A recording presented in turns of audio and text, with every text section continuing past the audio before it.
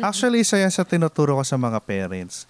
Wag nating gagawing panakot sa mga bata. Yes. Yung multo, may mumu dyan. May ano. Yes. Kasi nag-instill tayo ng fear sa kanila. And lalo na nilang hindi parang pinipilit na alamin pa kung ano talaga yung mga ganito. Kasi actually wala namang dapat ikatakot eh. Proper understanding lang. Matatakot tayo kapag demonic entity.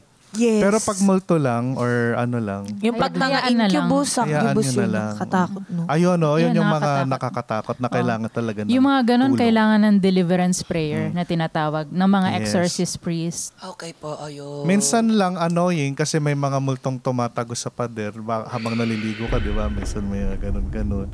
Pero kung hindi naman harmful, Hayaan pwede na mo po. naman i-disregard na lang. Pray ka na lang siguro. Tama, Lagi pray. ka mag-pray.